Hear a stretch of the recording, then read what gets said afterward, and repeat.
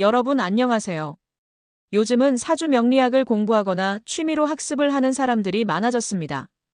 또한 공부는 하지 않더라도 사주를 보거나 중요한 일이 있을 때 사주 상담을 통하여 도움을 받는 경우가 많습니다. 그런데 사주를 보다 보면 재물이 많아서 신약하다는 사주인 제다신약 사주가 있는데 사람마다 다르게 이야기를 하는 경우가 많습니다.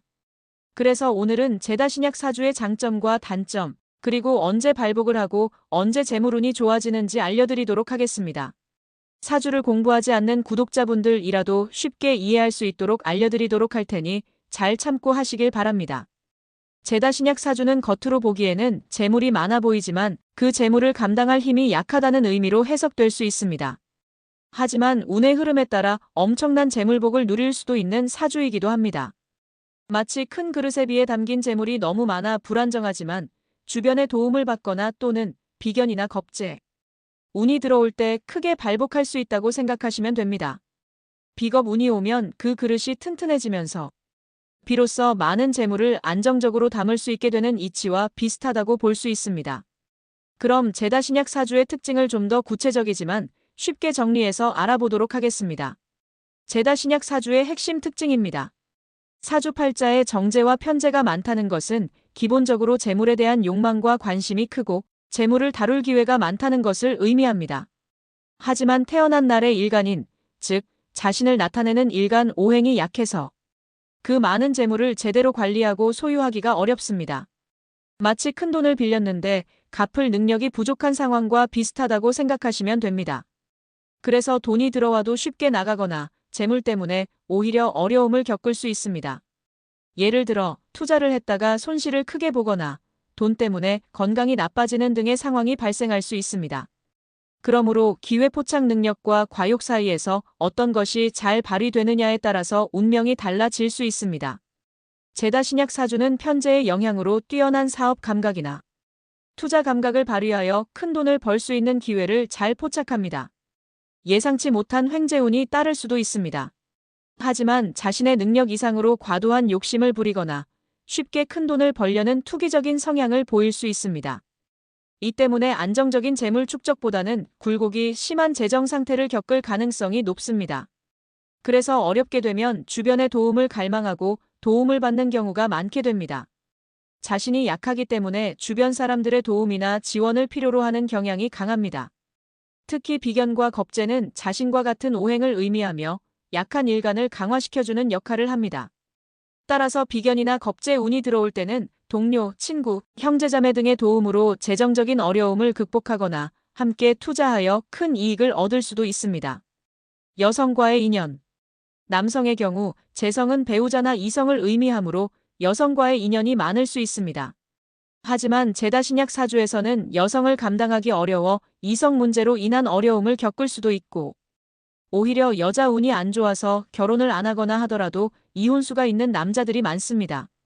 그래서 제다신약 사주인 남성은 결혼 문제에 오히려 어려움을 겪고 안 좋은 경우가 있는데 이러한 점을 잘 파악을 해서 성공한 결혼 생활을 해야 할 것입니다.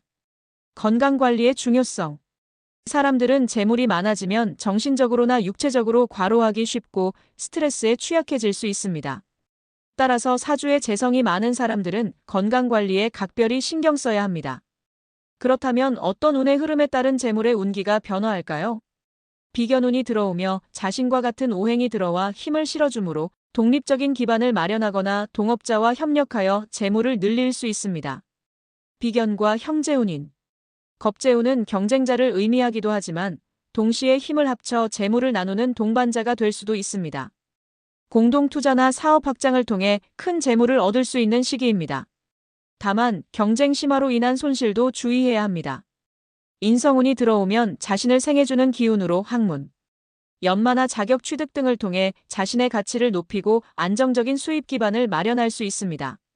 문서운도 좋아 부동산 취득 등의 행운이 따를 수도 있습니다. 정리하자면 제다신약 사주는 많은 재물을 다룰 잠재력을 가지고 있지만 스스로의 힘이 약해 어려움을 겪을 수 있습니다. 하지만 운의 흐름, 특히 비견이나 겁재, 운을 잘 활용한다면 상상 이상의 큰 재물을 얻을 수도 있는 매력적인 사주입니다.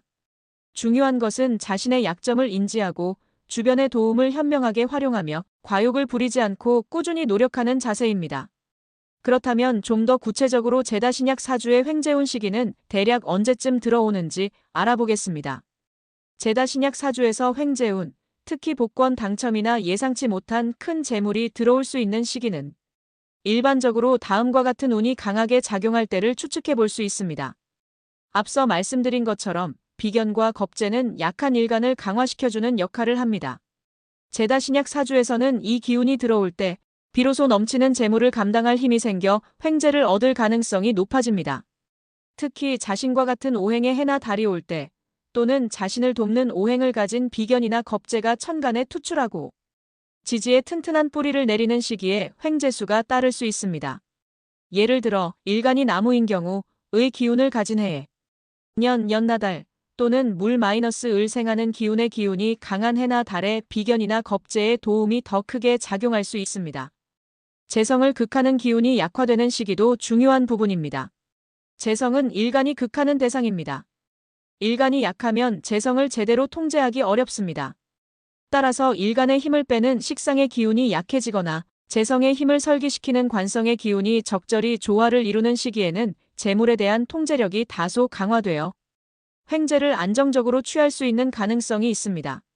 다만 이 부분은 학자나 상담가에 따라서 다르게 볼 소지가 있습니다. 식상생재라는 측면에서는 좋지만 관성이 들어와서 또다시 일간을 극하면 안 좋다고 볼 수도 있지만 재성은 관성을 생하니 재생관이 되어서 재성의 힘을 오히려 약하게 만들어서 일간을 도와주는 측면이 될 수도 있습니다. 이 부분은 사주 초보자들이나 사주 공부가 잘 안 된 분들이 볼 때 다소 이해하기 어려운 부분이라는 점을 참고 삼아서 말씀드립니다. 그럼 일간을 돕는 인성운이 올 때는 어떤 작용이 있을까요? 인성은 일간을 생하여 힘을 실어주는 역할을 합니다. 인성운이 강하게 들어올 때는 일간이 튼튼해져 많은 재물을 감당할 수 있게 되고 문서운이나 윗사람의 도움 등으로 예상치 못한 재물이 들어올 수도 있습니다. 문서운이 좋아지면서 아울러 돈 복이 들어올 수도 있고 인성이 비겁을 생해줘서 기운이 상승할 수 있습니다. 또한 다른 특수한 길성이 들어와서 작용하는 시기나 운의 흐름이 변할 때도 살펴보겠습니다. 사주 명리학에는 천을귀인, 월덕귀인 등 특별한 길성이 있습니다. 자신의 사주 원국에 이러한 길성이 있고 운에서 그 길성을 충하거나 형하지 않으면서 강하게 작용하는 시기에는 예상치 못한 행운이 따를 수 있습니다. 이번에는 제다신약 사주가 있는 사람들의 투자 방향을 추측해서 어떤 분야에 투자를 하면 좋은지도 알아보도록 하겠습니다. 제다신약 사주는 기본적으로 재물에 대한 감각은 뛰어나지만 안정성이 부족할 수 있으므로 투자에 있어서 신중한 접근이 필요합니다. 하지만 운의 흐름을 잘 파악하고 자신의 약점을 보완하는 방향으로 투자한다면 큰 수익을 올릴 수도 있습니다. 비견 및 겁재 운 시기의 투자 방법입니다. 이 시기에는 혼자서 진행하기 어려웠던 공동투자나 동업을 통해 시너지를 창출하고 큰 수익을 기대해 볼 수 있습니다. 믿을 수 있는 동료나 친구와 함께 부동산, 주식, 코인 등에 투자하는 것이 좋은 전략이 될 수 있습니다.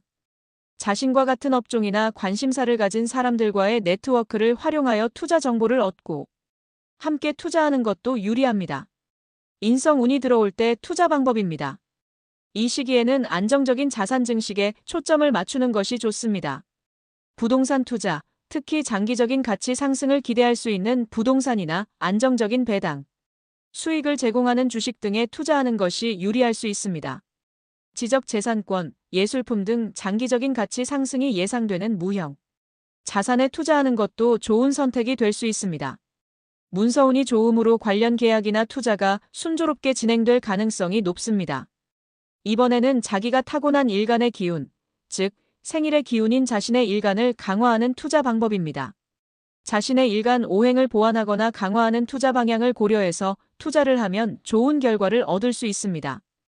예를 들어 일간이 나무이라면 나무와 관련된 사업 가구, 목재, 조경 등이나 나무를 생하는 물과 관련된 사업 해양, 음료 등에 투자하는 것이 유리할 수 있다고 봅니다. 그럼 단기 투자가 아니고 장기적인 관점의 가치 투자는 어떤지 알아보겠습니다. 단기적인 투기보다는 장기적인 성장 가능성이 높은 분야에 꾸준히 투자하는 것이 제다신약 사주에게는 더 적합할 수 있습니다. 변동성이 큰 투자보다는 안정적인 가치 상승을 기대할 수 있는 투자 상품을 선택하는 것이 좋습니다. 1호 분야는 부동산이나 채권, 안정적인 실물 자산이나 금 투자가 유리할 수 있습니다. 다만 사람마다 재력의 규모나 투자 성향에 따라 다르기에 이 부분은 일률적으로 적용하기는 다소 어려운 부분이 있다라는 점도 참고해서 투자를 진행하시면 됩니다. 그럼 사주에 재성이 많아서 힘들다는 제다신약 사주가 특히 주의할 점은 무엇이 있을지 알아보겠습니다. 제다신약 사주는 과욕과 충동적인 투자를 경계해야 합니다. 항상 신중하게 분석하고 계획하여 투자 결정을 내려야 합니다. 자신의 능력을 과신하여 무리한 레버리지 대출 등을 활용한 투자는 큰 손실로 이어질 수 있으므로 주의해야 합니다. 주변 사람들의 말만 믿고 섣불리 투자하기보다는 자신만의 투자 원칙을 세우고 꾸준히 지켜나가는 것이 중요합니다. 다시 한번 강조하지만 위 내용은 일반적인 추론이며 실제 투자 결정은 반드시 개인의 구체적인 사주팔자와 운이 흐름, 그리고 투자에 대한 충분한 이해와 분석을 바탕으로 신중하게 이루어져야 합니다. 가능하다면 전문적인 명리학자와 투자 전문가의 조언을 구하는 것도 좋은 방법입니다. 그렇게 하면 좀 더 안정적이고 확실한 투자를 할 수 있고 좀 더 좋은 수익을 거두어 재물이 많아서 돈복의 홍수에 파묻히는 장점을 잘 살리게 될 것입니다. 이렇게 해서 이번 영상은 제다신약 사주의 특징과 장단점을 알아봤습니다. 부디 현명한 투자로 큰 재물을 이루시기를 바랍니다. 지금까지 시청해주셔서 감사합니다.